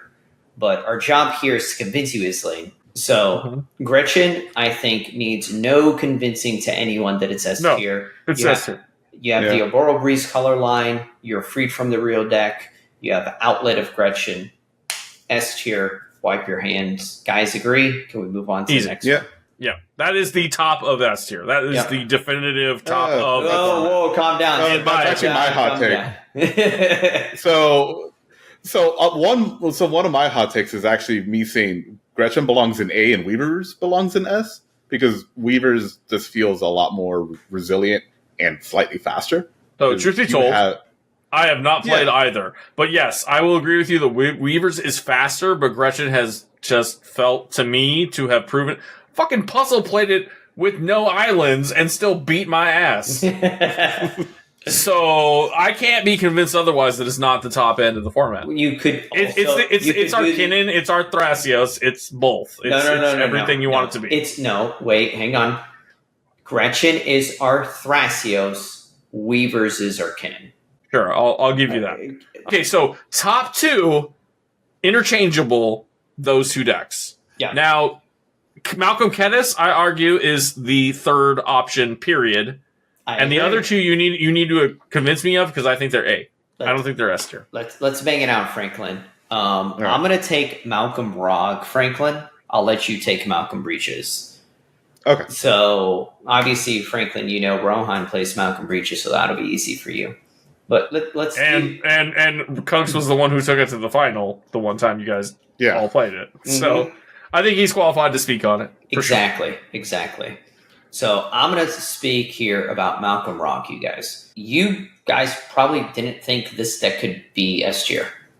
Let me convince all you guys as well. Mammakin Artillerist is a disgusting card. Oh, is that what changed? Yeah. So here's what really changed it. Out of Malcolm Breaches and Malcolm Kedis, they both never really played any of the Thrill of Possibilities.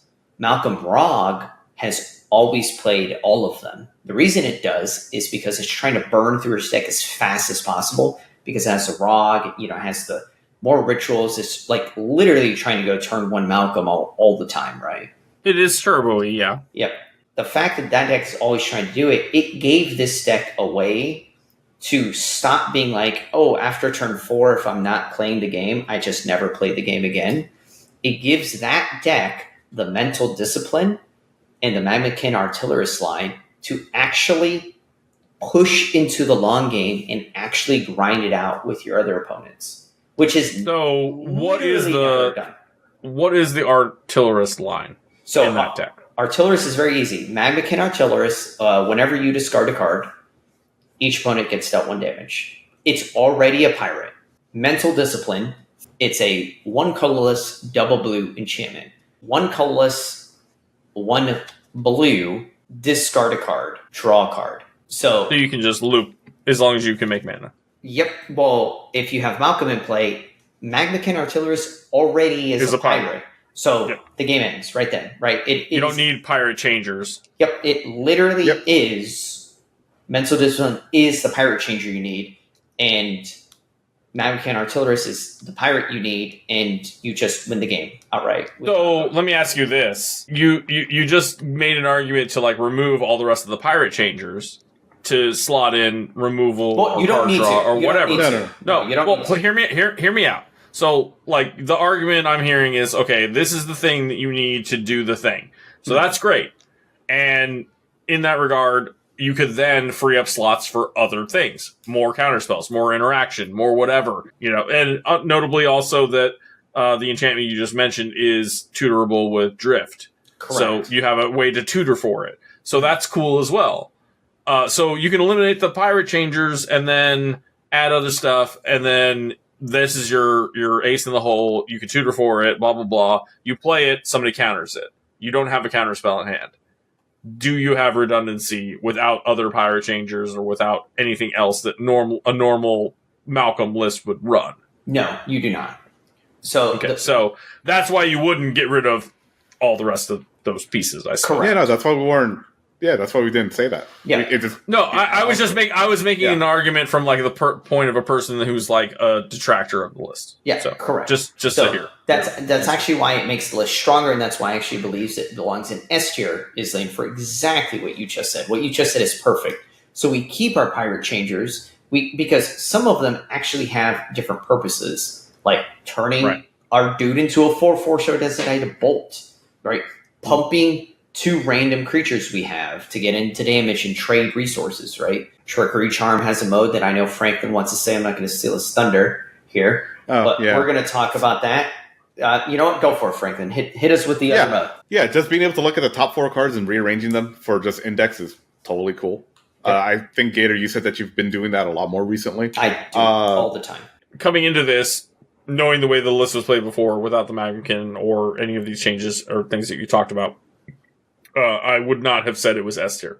It was definitely an A tier. It was good because it was fast. It could do the thing. It could still do all the Malcolm Kedis X, Malcolm Red things, but it was just on like this weird axis where it was like it could go super fast, but it just like didn't present something that was like winning that early or whatever. So it always felt like it was going fast for no reason. And now it sounds like it's got not only tutorability, redundancy, and whatever. The Artillerist kind of feels to me like the common version of the Glinthorn. Like get to Glinthorn as fast as because I played Malcolm Kedis in CDH, and that was literally the thing. You mulliganed so that on turn 1 you had a Jeweled Lotus or a land and a Mana Crypt or anything that could cast Malcolm on turn 1 because you wanted to get him out before anybody could do anything. And then as soon as you swing, now you're ahead on mana advantage, and then you would do other things, as far as card draw and whatever, get to a point where you could tutor and or find, draw, whatever you had to do, get your Glinthorn, and then you just win. And this is already a pirate, it's already doing a thing, so like it eliminates that in-between step, but I understand why having the in-between step is also important. So it sounds like it's in a good spot now, and I can agree that it's probably S tier. Yeah, I'm with you because like in CDH I'm playing Malcolm Tana now. Yeah, just like I love that pirate deck is super good. Yeah, because I love just getting Glinthorn into play. So did I convince you, Islane, that it should belong in S tier? Yeah, no, it sounds like again, I haven't played it, and I haven't played against it since these new cards came out. When I played against it before, I would have said no, but you have convinced me that it sounds like it's solid enough to be S. So the last part of my argument to you, though, is Magmakin Artillerist does not belong in Malcolm Kedis. I want to make sure that you guys hear that. And I agree. It's not a redundancy because you're not... It compares more to the Glinthorn and to like Brawlin. specifically, and this is a CDH correlation, but like those decks did have that option of if you happen to draw enough cards via however the fuck you wanted to do it, and you had 8 cards you can move to discard, and you had Glinthorn in hand with Brawlin on the field or Glinthorn on the field, you could then, in the case of Glinthorn, activate, or if it was Brawlin, it just happened automatically. You could just discard, draw with a curiosity effect. So discard, draw, blah, blah, blah, and you kill everybody. Magmakin Artillerists can do the same thing with an Ophidian Eye or a Tandem Lookout. Yep. And that's great. Yep. And it's one of those backup things, Magic Christmas Land. You just happen to have the right amount of cards. You get to go, and nobody has removal, and you just win. That's cool. But in Brawl and Shabraz or Malcolm Kedis in CDH, like that happened very fucking rarely. So counting on that isn't really like having a backup game plan. It's just something that could happen randomly. In the case of what you described, it's tutorable, and it can be verifiably found and win you a game. So that just makes it better than it used to be. Period. Yep. So Well, it has reliability. That's my argument for Brog, Malcolm. Franklin, take us away with Breaches, bro. Breaches now has its own Glenhorn. Like, we were just saying for Rog, it's the same argument. Yep. Just that with Breaches, you get to steal people's cards off the top of their decks. Yep. So if anything, You hold your own cards and you play their cards, basically. Yeah, Or if discard anything, their cards. Yeah, exactly. Like Breaches, remember, Malcolm Breaches is more of a Breaches deck than a Malcolm deck. Malcolm's just there to generate mana. Malcolm is just there as a 2/2 Birds of Paradise that has to make mana by punching someone. I think that's an important distinction, too, because I think the other two lists are actually Malcolm decks, whereas the Breaches deck is just a Breaches deck. Yeah. Yeah, with Malcolm hanging out. I was talking to Gator about this earlier because, like, we can probably start playing Breaches with other partners, and they're like, nah, there's no point. Malcolm's probably just like the best partner with him. Yeah. I agree. Pretty much. The Ultra list goes hand in hand with it. Those two cards, though, make Breaches into S tier, in my opinion, based on what we've just talked about, because you can then just kind of shuffle through your whole ass deck and just kill everybody if you have the right setup, which wasn't possible before. It was just always, and the more importantly, I guess, is that the Breaches is putting a hand off to the side, and that notoriously has been a big strength in higher tiers. You've got the Evelyns and the other, Tiny Bones, and there's a ton of commanders that steal people's cards and put them in their own little, exile pile, and it's just an extra hand for you that you can use whenever the fuck you want. Paco Halden, there's a lot of different decks that have done that mechanic, and it's not been seen in this format and outside of Breaches. So, like, Breaches can pull those things out, and you're just like, oh, I got a bunch of lands, or I got a bunch of trash that I'm never going to cast. And then you have that enchantment where you're just like, okay, 2 mana, discard the thing, Yep. Yeah, right. So what do you think? Pretty cool. Do you give it to us? Do we win you over? I know Franklin's argument was just like, dude, same shit. Yeah. I mean, like if you're playing against the two Simic decks, God forbid you actually hit Shrine Steward, and you're like, okay, cool. Now I found my deterministic line with Magmakin. Yeah. Right. So Good job. What do you think, dude? Yeah, I mean, I think S tier, I think, is still very solidified at the top, with Gretchen and Weavers being interchangeable as number 1 and 2, and then Malcolm Kedis being number 3 because it is just the most explosive. It's the only deck in this format that I've won with on turn 4 consistently.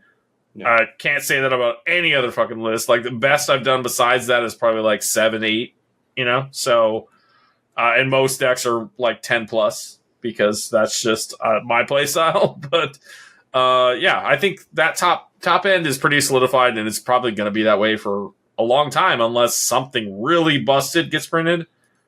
Those last 2 decks, they're at the top now. They may shuffle around. A is definitely going to go up and down. We've seen Malcolm or Abdel Blue go from A to like C and back, so it's possible that happens again. But yeah, I mean, I think the top 3 tiers are pretty much like your super hard, like these are the contenders of the format, and the C's and D's are ones that need work and or printings. Yeah. And anything that's not here doesn't mean it's not. You gotta brew it, you gotta hone it, you gotta play it. I mean, Fleshricker wasn't on the last last tier list you guys did. The tier list before that didn't have Arabella.